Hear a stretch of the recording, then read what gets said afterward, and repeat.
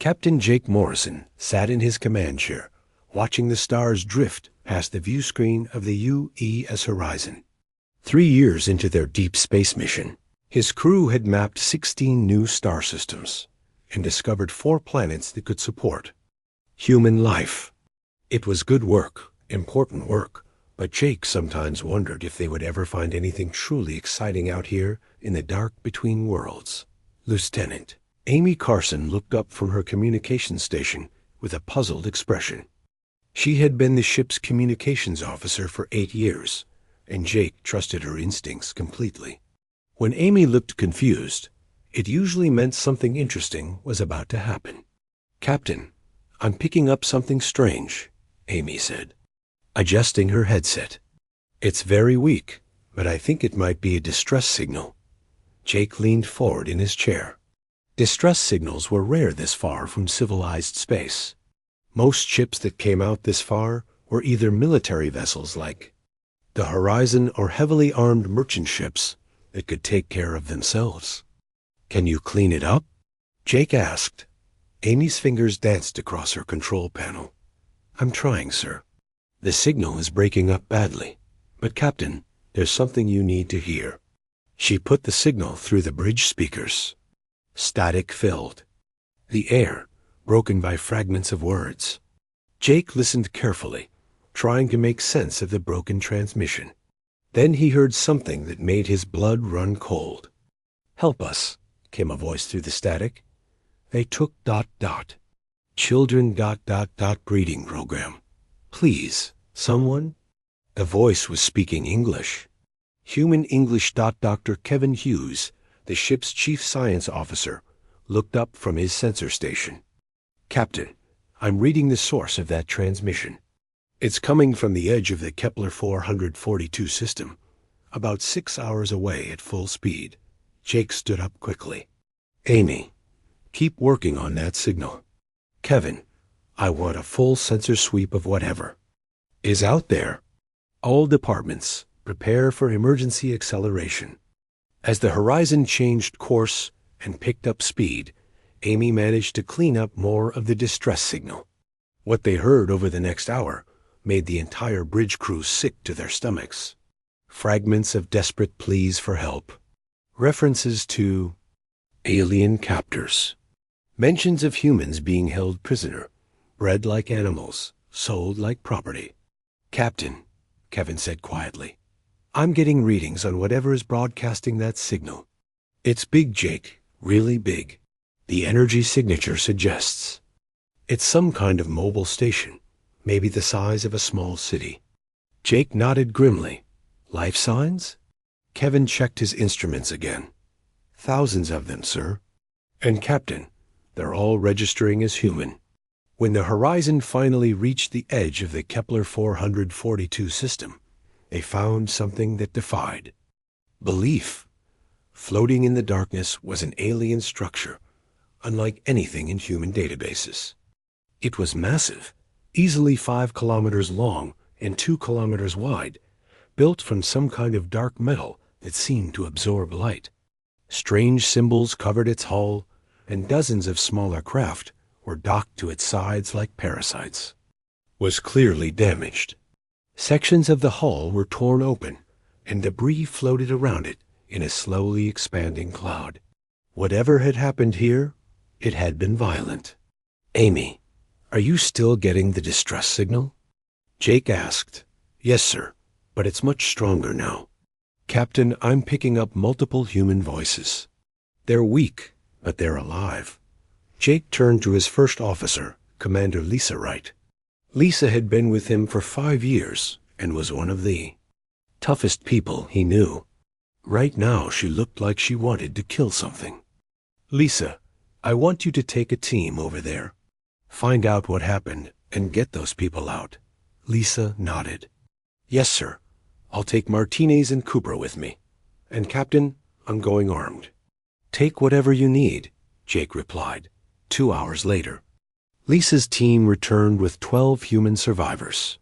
They were in terrible condition, thin and scared, wearing strange gray uniforms that looked more like prison clothes than anything else.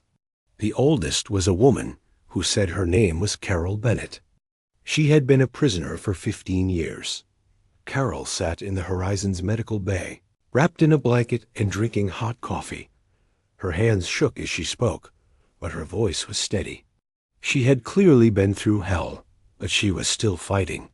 "Captain Morrison," she said, "what I'm about to tell you is going to change everything.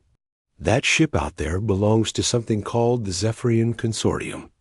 They've been taking humans for over 200 years. Jake felt the bottom drop out of his stomach. Taking humans? From where? Everywhere, Carol replied. Colony ships that went missing. Frontier settlements that stopped responding to communications. Even passenger liners that were reported destroyed by pirates. The Zephyrians have been lying to your government about what really happened to those people." Dr. Kevin Hughes had been listening from the doorway. Now he stepped forward with a grim expression. "Carol, how many humans are we talking about?" Carol looked at him with eyes that had seen too much. "When I was first taken, there were maybe 10,000 of us scattered across their territory.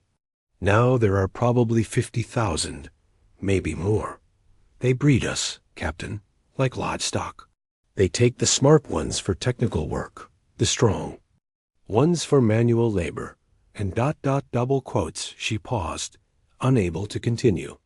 And, Jake prompted gently, and they sell the attractive ones as pets to wealthy aliens who think humans are exotic. Carol finished bitterly.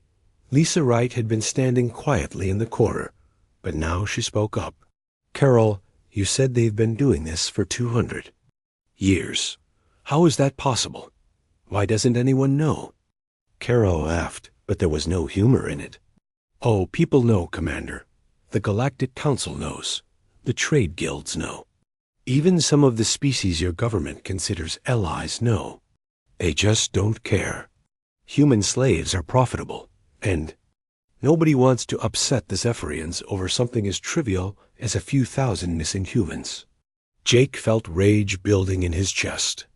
"You're telling me that while Earth has been trying to build peaceful relationships with alien species, those same species have been allowing our people to be enslaved?" "Not just allowing it, Captain. Some of them buy human slaves themselves. The Altarians that your diplomats love so much? They use human workers in their deep mines because humans can survive in conditions that would kill their own people." Kevin had been working on his portable scanner while Carol talked. Now he looked up with a disturbed expression. "Captain, I've been analyzing genetic samples from the survivors. The Zephyrians haven't just been taking humans randomly. They've been selectively breeding them. Enhanced strength, improved reflexes, even modified appearance in some cases." Jake stood up abruptly and walked to the viewport. Outside, the damaged alien ship drifted silently in space like a monument to human suffering. 200 years of lies. 50,000 people living in bondage while Earth celebrated its peaceful entry into galactic civilization. He turned back to Carol. "That ship out there, what happened to it?" "Reactor accident," Carol replied. "The Zephyrians aren't as smart as they think they are. They tried to upgrade their power systems without understanding the technology they stole. The accident killed most of the crew and damaged the slave holds. That's how we were able to get to the communications equipment and send the distress signal." Jake looked at Lisa, then at Kevin.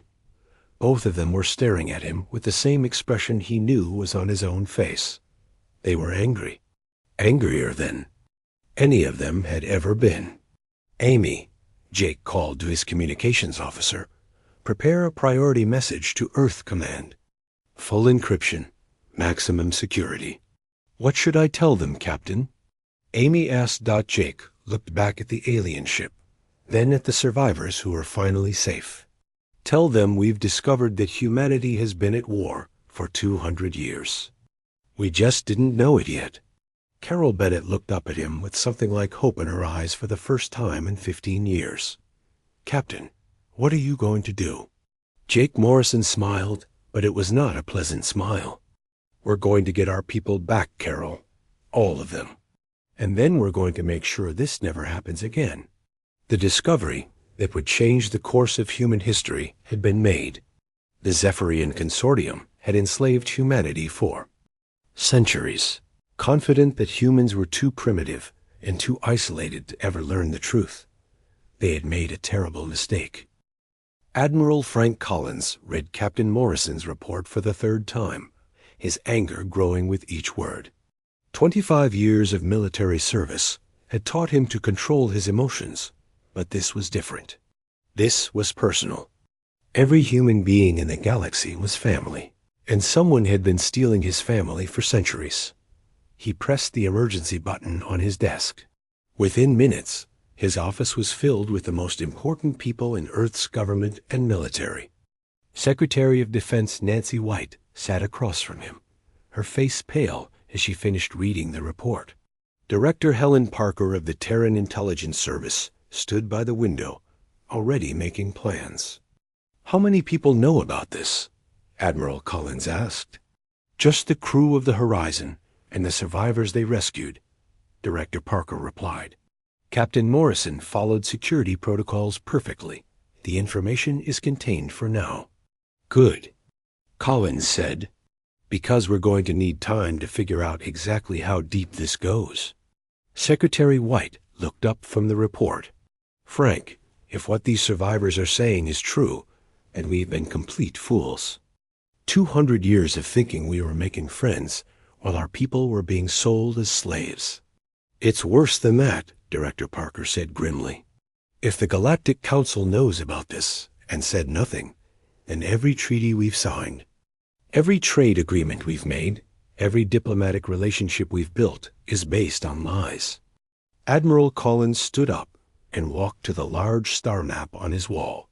Red pins marked human colonies, blue pins marked known alien territories, and green pins marked friendly alien worlds. Now he wondered how many of those green pins were actually red. "Helen, I'm authorizing Operation Deep Truth. I want to know everything about human slavery in the galaxy. How many people are missing, where they are, who's involved, and who knows about it?" Director Parker nodded. "I'll put my best people on it. But Frank, if we're going to investigate this properly, we need to be very careful. If the aliens suspect we know, they might hurt the people we're trying to save." "Agreed," Collins said.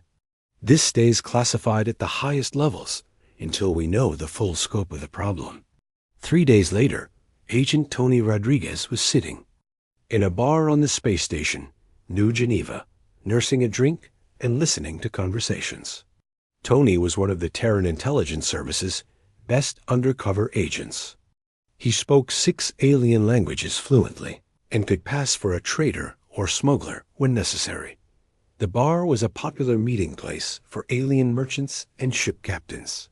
If there was illegal trading happening in this sector, someone here would know about it. Tony had been listening for 2 hours when he heard something that made his blood run cold. "I'm telling you, the human market is getting tight," said a voice behind him. Tony recognized the speaker as an Altarian trader named Vex. The Zephyrians lost a big cargo ship last week. Some kind of accident. Now the prices are going up. Another voice, this one belonging to a creature Tony couldn't identify, replied, "Maybe it's time to find a new supplier. The Zephyrians are getting careless. Who else is going to provide quality humans?" Vex asked. "The breeding programs take years to develop good stock. You can't just grab random people off colony worlds and expect them to work properly." Tony forced himself to stay calm and keep drinking. He was hearing confirmation of everything Carol Bennett had told Captain Morrison. The slave trade was real, it was organized, and it involved species that Earth considered friendly. Meanwhile, on Earth, Agent Kate Sullivan was having her own disturbing conversation. Kate worked in the diplomatic corps, officially as a cultural attaché. Unofficially, she was one of Director Parker's most valuable assets in the alien community. She was having lunch with Ambassador Krill, the senior Altarian representative to Earth. Krill had always been friendly and helpful, and Kate had genuinely liked him. Now she was wondering if she had been completely wrong about him. "Kate, I'm concerned about some of the reports coming from the frontier," Ambassador Krill said, picking at his food. "There have been rumors about human ships going missing." Kate kept her expression neutral. "What kind of rumors?" "Nothing confirmed, of course," Krill replied. "But some of my people in the trade sector have heard stories about humans being found in places they shouldn't be." "What do you mean?" Kate asked. Krill looked uncomfortable. "I mean humans working in alien facilities without proper documentation. Humans who claim they were taken from their ships against their will." Kate felt her heart racing. "Ambassador, are you telling me that humans are being enslaved by aliens?" "I'm not saying anything officially," Krill said quickly. "But Kate, if such things were happening, your government would want to know, wouldn't they?" Kate stared at him across the table. "Ambassador, how long have you known about this?" Krill's silence was answer enough. Back on Earth, Dr. Patricia Lang was making her own horrifying discoveries. Patricia was Earth's leading expert on human genetics, and she had been asked to examine genetic samples from the rescued slaves. What she found made her sick. The genetic modifications were subtle but deliberate. Enhanced muscle density for manual labor, improved reflexes for dangerous work, even modifications to make humans more attractive to alien buyers. The Zephyrians had been treating humans like livestock for so long that they had developed breeding programs designed to create better slaves. "This is monstrous," Patricia told Director Parker during their secure video call. "These people have been genetically modified to be better slaves. Their children will inherit these modifications. The Zephyrians have been changing the human race itself." Director Parker rubbed her temples. "How many generations are we talking about?" "Based on the genetic markers, I'd say at least 10 generations, maybe more. Frank, some of these people have never known freedom. Their grandparents were slaves, their parents were slaves, and they were born into slavery." Colonel Roy Jackson was having his own revelations in the military training facilities outside Denver. Roy was in charge of developing new combat techniques for space warfare. He had been told to prepare for the possibility of military action against technologically superior enemies. "The problem is that we've been preparing for the wrong kind of war," Roy told his staff. "We've been thinking about defending Earth or fighting over resources. But this isn't about territory or politics. This is a rescue mission on a scale we've never imagined." Major Crystal Ward, Roy's best tactical officer, was studying alien ship designs that had been captured over the years. "Colonel, the Zephyrians rely heavily on automated systems. Their ships are controlled by computers, not by skilled pilots. If we can find a way to disrupt their systems, we might have an advantage." "What kind of advantage?" Roy asked. "Human creativity," Crystal replied. "We adapt and improvise in ways that computer systems can't predict. If we can get close enough to their ships, we might be able to outfight them even with inferior technology." As the investigation continued, the scope of the horror became clear. Agent Rodriguez reported that the slave trade was an open secret in the alien community. Species that Earth considered allies were not just aware of human slavery, they were active participants in it. Agent Sullivan's contacts in the diplomatic community confirmed that the Galactic Council had known about human slavery for decades. They had decided not to inform Earth because they feared it would disrupt trade relationships. "They didn't want to deal with the problem," Sullivan reported to Director Parker. "So they decided to hide it from us and hope we never found out." Dr. Lang's genetic analysis revealed that there were at least 50,000 humans in alien hands, spread across dozens of worlds. Some were first-generation slaves, taken from ships or colonies. Others were third or fourth generation, born into slavery and knowing no other life. The most disturbing discovery came from Colonel Jackson's military analysis. The aliens had been watching human military development for decades. They knew about Earth's weapons, Earth's ships, and Earth's tactics. They had been preparing for the possibility that humans might someday discover the truth about the slave trade. They've been planning for this day, Colonel Jackson reported to Admiral Collins. They know we're going to come for our people, and they're ready for us. Admiral Collins looked at the reports covering his desk. 50,000 humans in slavery. Centuries of lies and deception. Allied species that had betrayed human trust. And now evidence that the aliens had been preparing for war with Earth. "Frank," Secretary White said quietly, "what are we going to do?" Admiral Collins stood up and walked to his window. Outside, he could see the lights of Earth's greatest city. Millions of humans living their lives, unaware that their species had been at war for centuries. "We're going to get our people back," he said, "all of them. And then we're going to make sure this never happens again." Director Parker looked up from her reports. "Frank, if we do this, there's no going back. We'll be declaring war on species that have superior technology and centuries of experience with space combat. Then we better make sure we win, Admiral." Collins replied. The investigation was complete. The truth was known. Now it was time for humanity to decide what they were going to do about it. In conference rooms and military bases across Earth, plans were being made. Weapons were being designed. Ships were being built. President Alan Price stood before the joint session of the Terran Congress in the most secure chamber on Earth. The room was sealed, guarded, and swept for listening devices every hour. What was about to be discussed could not leave this room. Until humanity was ready to act, the president's voice was steady, but everyone in the room could hear the anger beneath his words. "Ladies and gentlemen, for the past month, our intelligence services have been investigating reports of human slavery in alien space. What they have discovered is beyond anything we could have imagined." He activated the holographic display in the center of the room. Images appeared showing the rescued slaves, the alien prison ship, and maps of known slaving operations across the galaxy.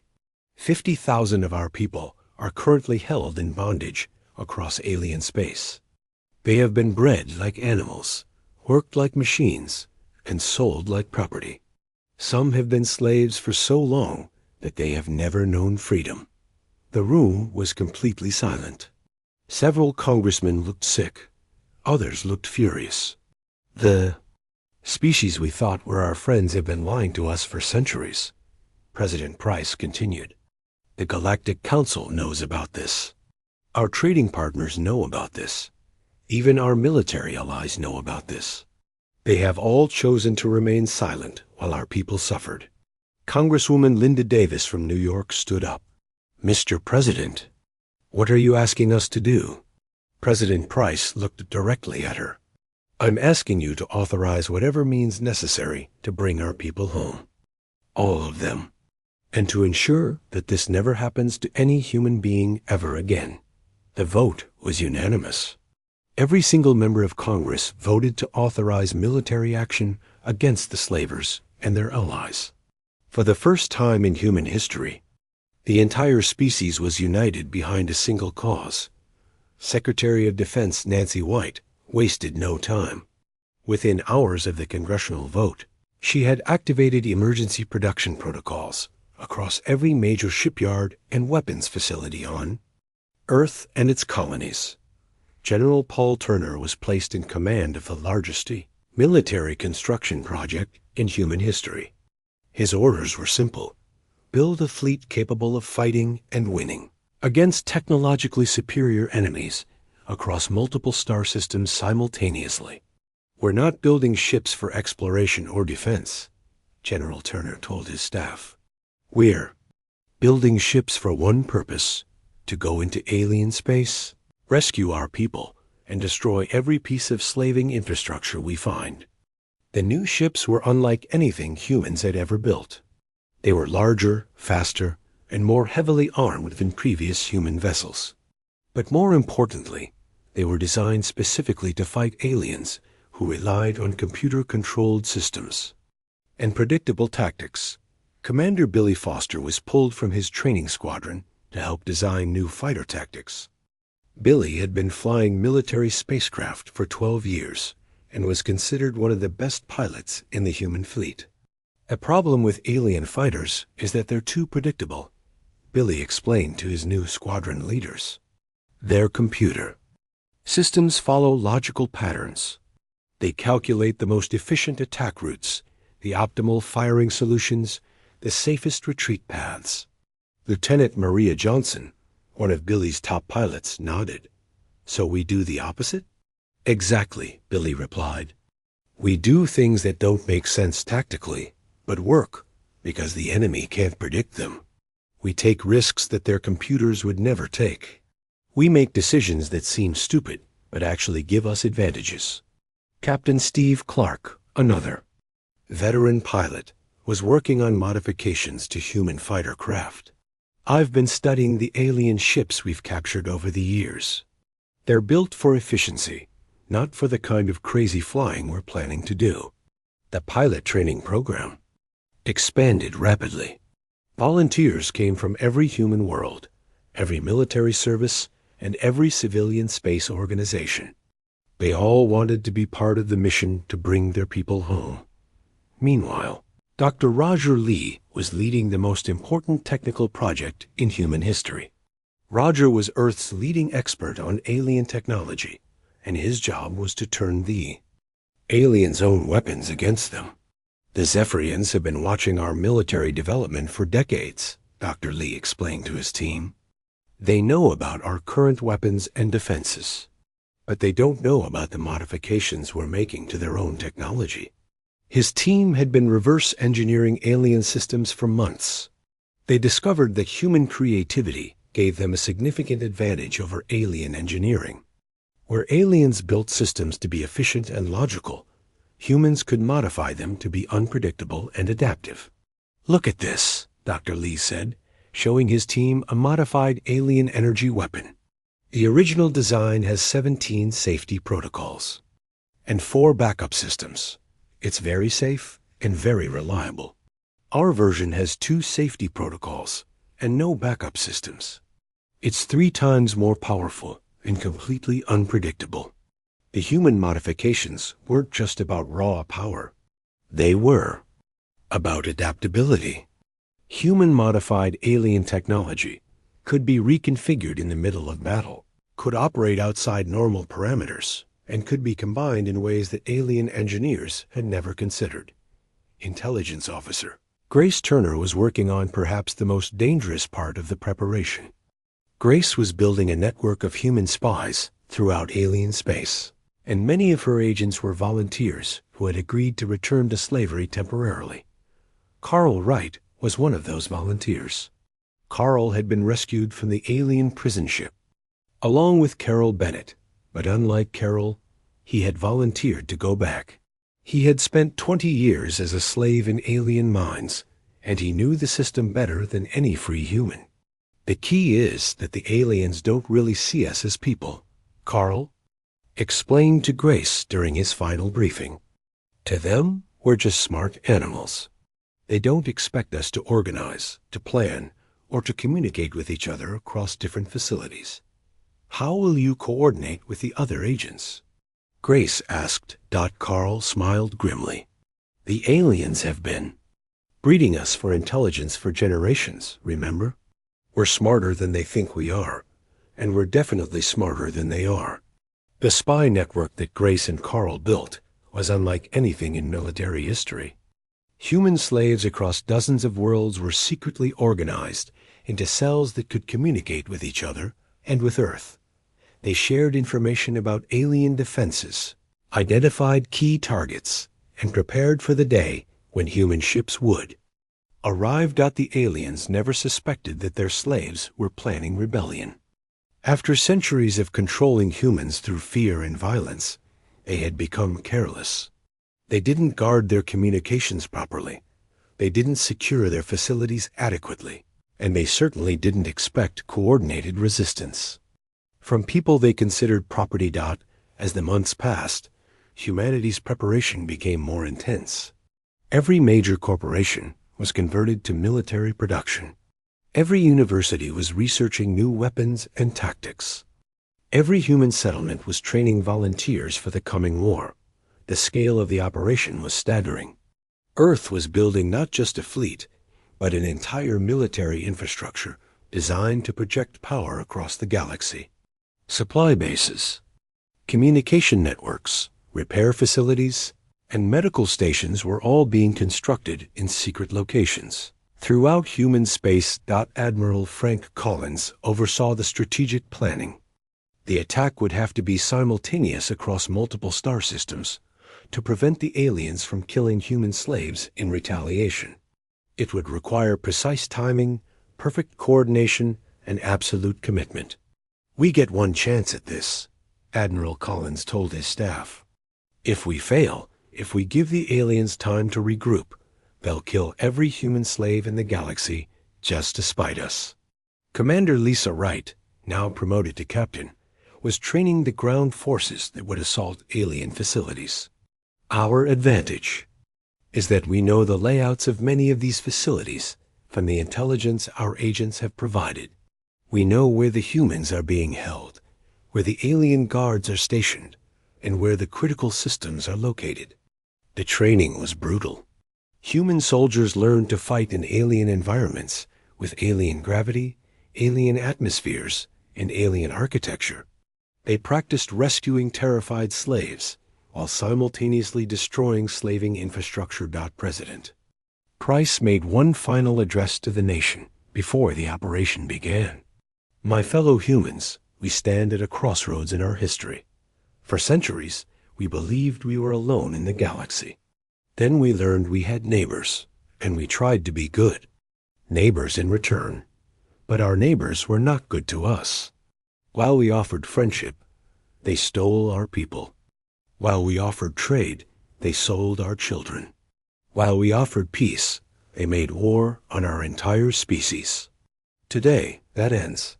Today, we go to bring our people home.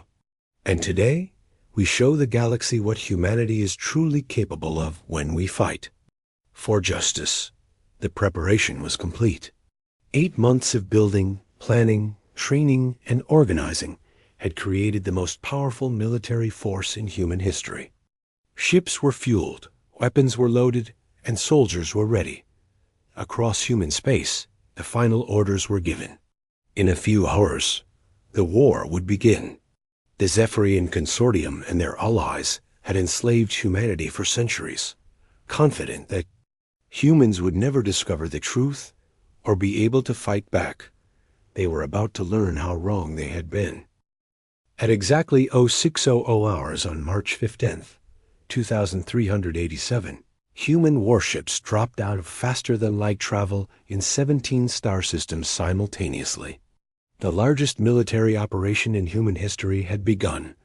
Admiral Jake Morrison, promoted after his discovery of the first slave ship, commanded Battle Group Alpha as it emerged near the primary Zephyrian slaving hub in the Proxima Centauri system.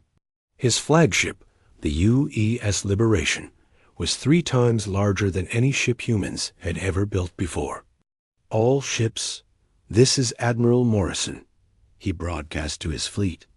"Today we bring our people home. Today we show the galaxy that humanity protects its own." The Zephyrian defense stations detected the human fleet immediately, but they were not prepared for what they saw. Intelligence reports had told them that human ships were small, lightly armed exploration vessels. Instead, they faced a fleet of massive warships armed with weapons that shouldn't have existed. Captain Derek Hughes commanded the UES Liberation as it led the charge toward the main Zephyrian station. Derek had trained for this moment for 8 months, studying every piece of alien technology and every tactical report from the spy network. "Weapons range in 30 seconds, his tactical officer reported. "Remember the plan," Derek told his crew. "We hit them fast, We hit them hard, and we don't give them time to think. The human ships opened fire before the Zephyrians could respond. But these weren't the weapons the aliens expected. Dr. Roger Lee's modifications had turned captured alien technology into something entirely new. Energy beams that could penetrate any known shield. Missiles that could change course mid-flight. Defensive systems that adapted in real time to enemy fire.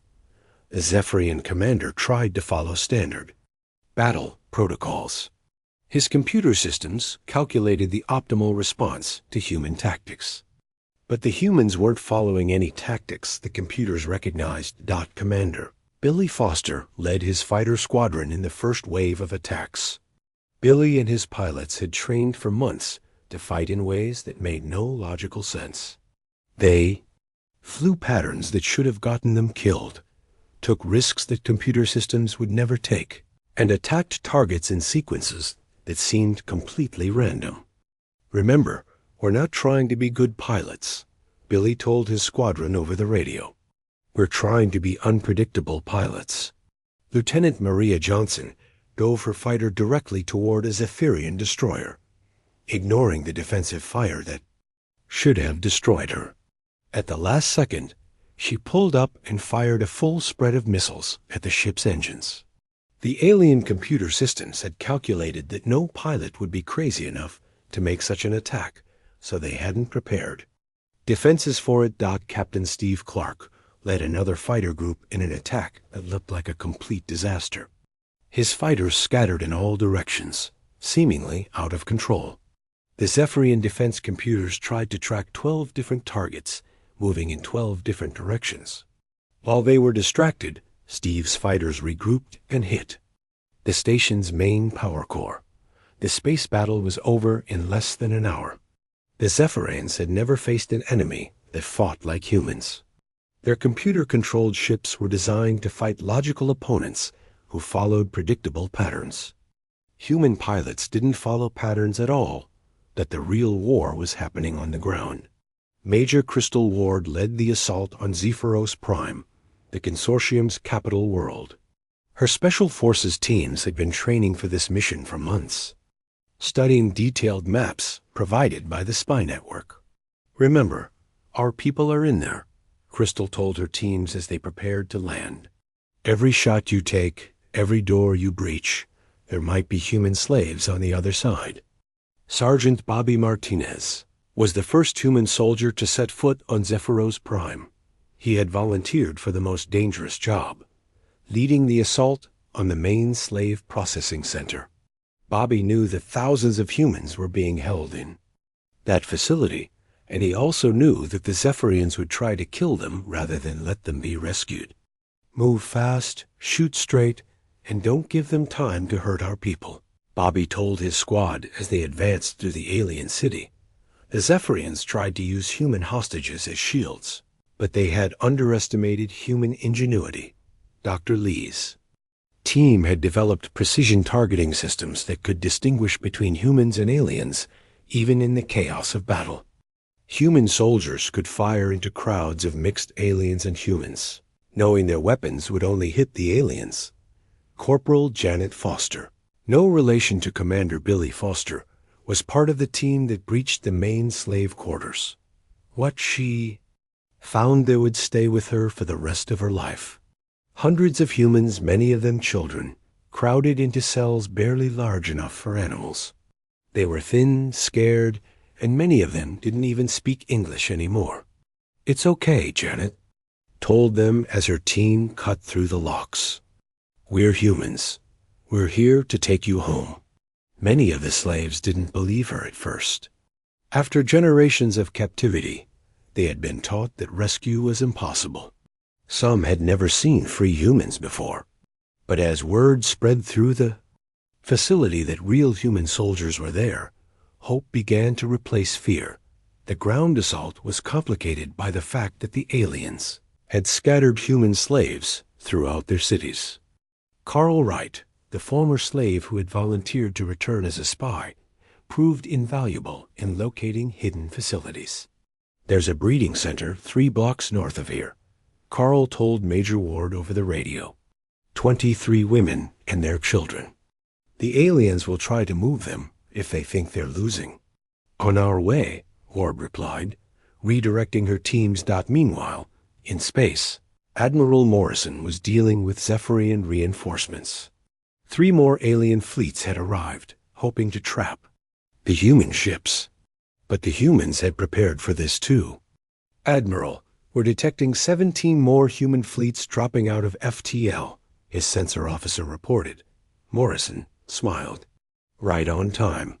The second phase of the human attack had begun. While Battle Group Alpha fought at Proxima Centauri, 16 other human fleets were attacking slaving operations throughout the galaxy. The aliens couldn't reinforce any single battle because they were fighting everywhere at once. Captain Owen Miller commanded one of those fleets, attacking a major slave market in the Vega system. Owen had lost his sister to alien slavers 15 years ago, and this mission was personal for him. Intelligence reports that my sister Sarah is being held on that station, Owen told his crew. We're going to get her back, and we're going to get everyone else back too.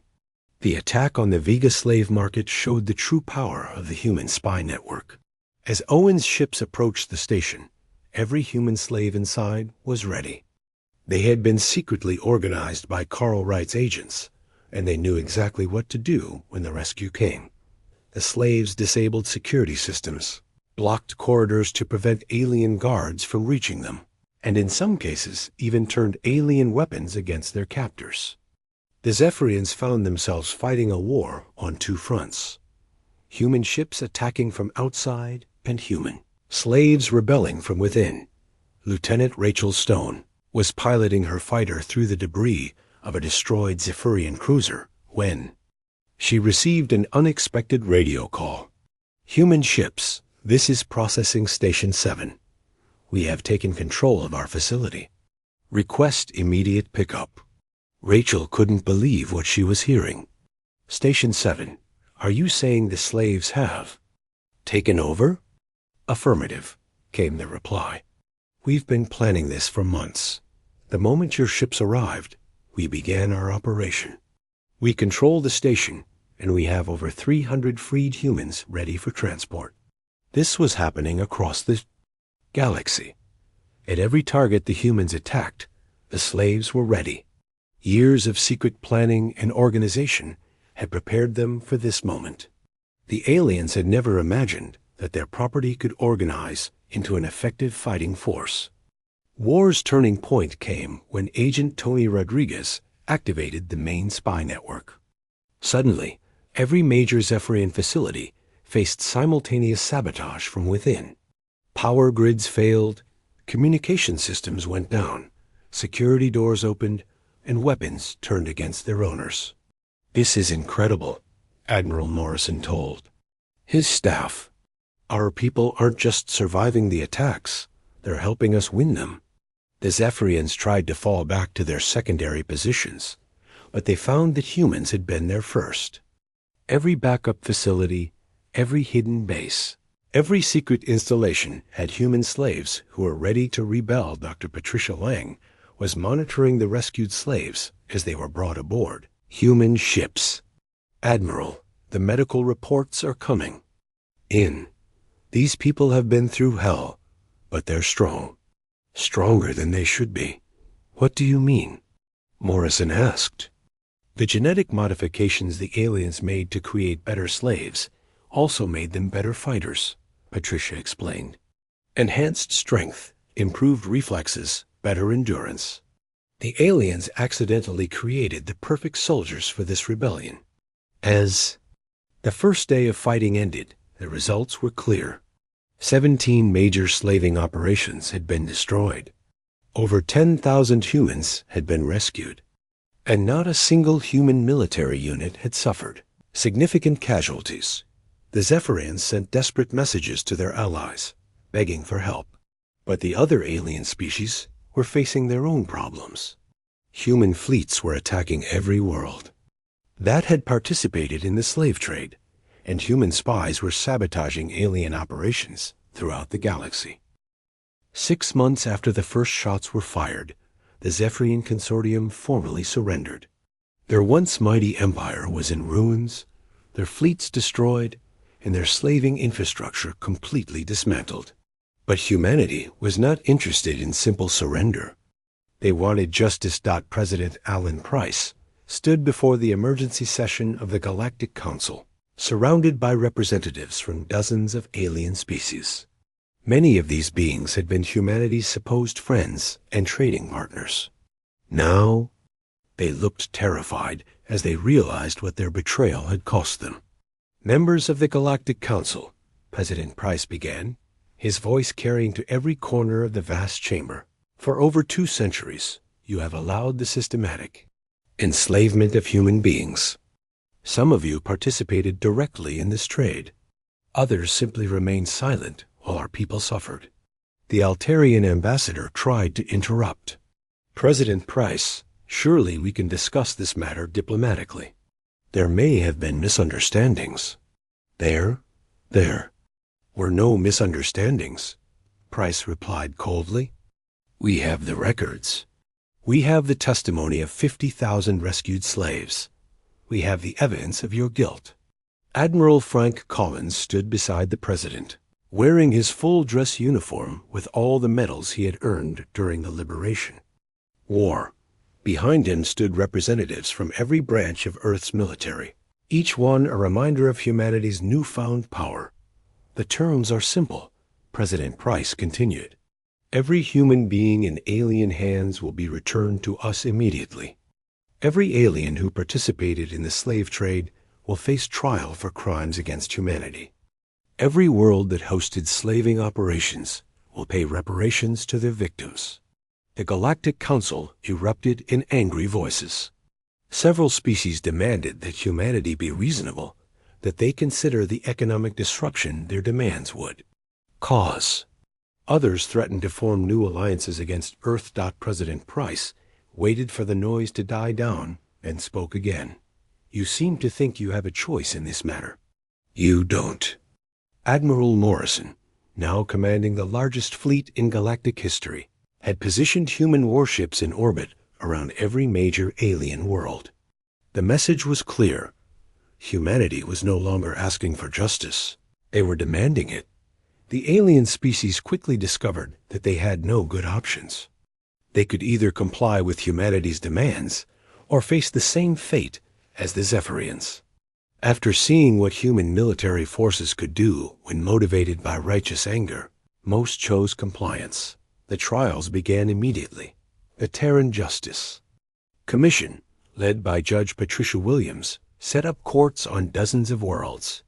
Every alien who had bought, sold, or transported human slaves would face judgment.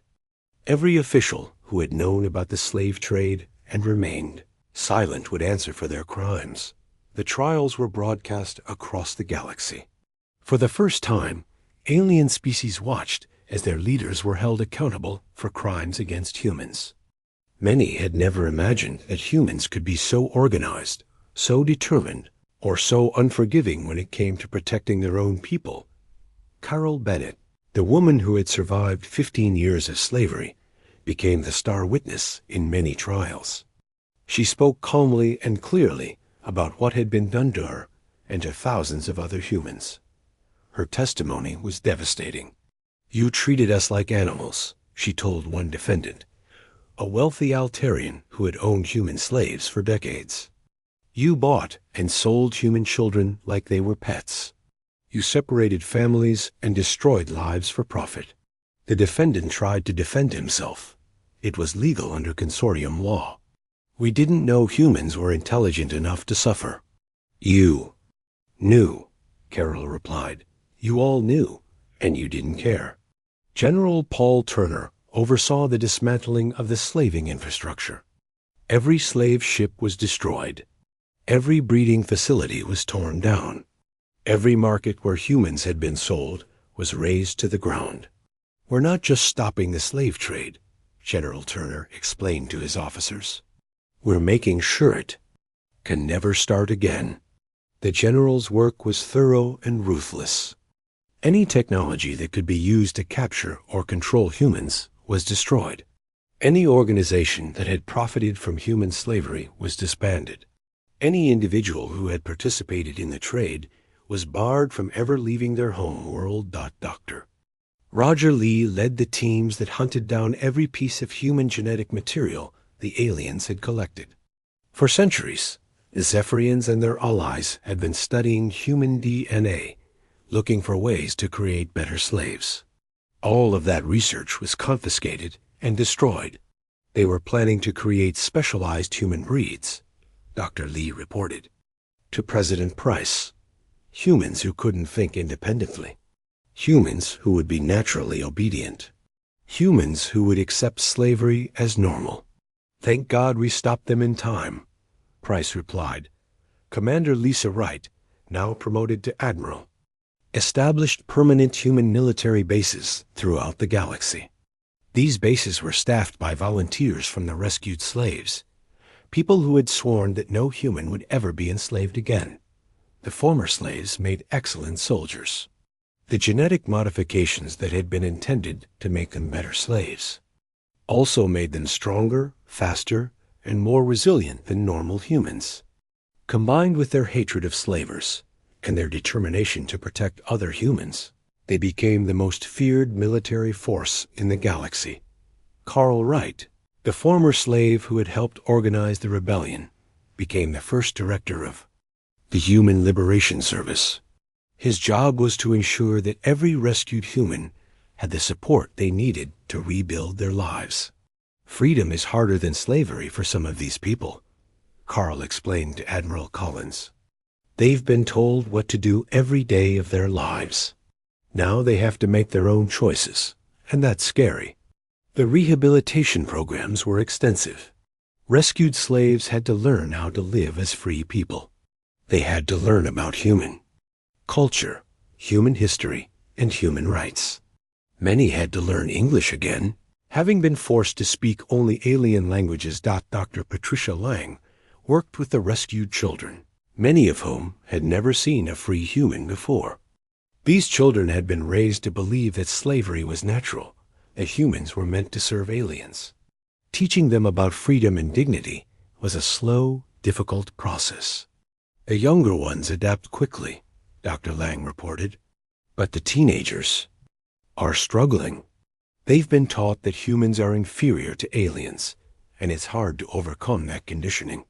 The economic consequences of humanity's actions rippled across the galaxy.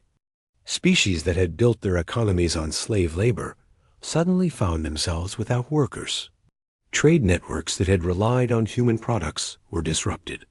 Entire industries collapsed overnight. Some alien species tried to protest, claiming that humanity was being too harsh. They argued that the economic disruption was hurting innocent people who had nothing to do with the slave trade. President Price's response was simple. You should have thought about that before you started buying. Our people. The Galactic Council tried to mediate, suggesting compromises and gradual reforms. They offered to phase out slavery over a period of decades, to provide compensation to slave owners, to create new laws that would prevent future abuses. Humanity rejected every proposal.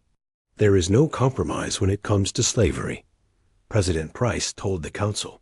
There is no gradual phase-out of treating humans like property. There is no compensation for people who bought and sold our children. The message was clear.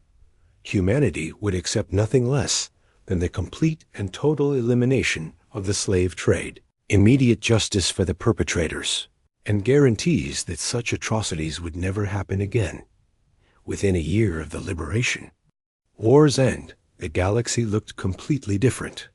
The Zephyrian Consortium no longer existed. The species that had collaborated with them were under constant human surveillance. The Galactic Council had been reformed with humans, holding veto power over any decisions affecting human rights. Most importantly, every human slave had been returned home. 50,000 people who had lived their entire lives in bondage were finally free. They were scattered across human space, rebuilding their lives and raising their children in freedom. Carol Bennett stood on the observation deck of New Geneva Station, watching ships arrive from across the galaxy. Each ship carried more former slaves coming home. Some were returning to families they hadn't seen in decades. Others were starting completely new lives in a human society they had never known. Was it worth it? Asked Admiral Morrison, joining her at the observation window. Carol thought about the question. The war had cost resources, had made enemies, had changed humanity's relationship with the galaxy forever. But as she watched a ship dock carrying 100 rescued humans, including children who would grow up free, she knew the answer. Every life we saved was worth it, she said. Every slaver we stopped was worth it. Every child who will never know bondage was worth it. The galaxy had learned a terrible lesson. Humanity had entered galactic civilization as peaceful explorers, seeking friendship and cooperation. But when they discovered that their people had been enslaved for centuries, while their supposed allies remained silent, they had shown what humans were truly capable of when driven by righteous fury. The slavers. Fate had indeed been sealed the moment humanity learned the truth. Justice had been served. The innocent had been saved.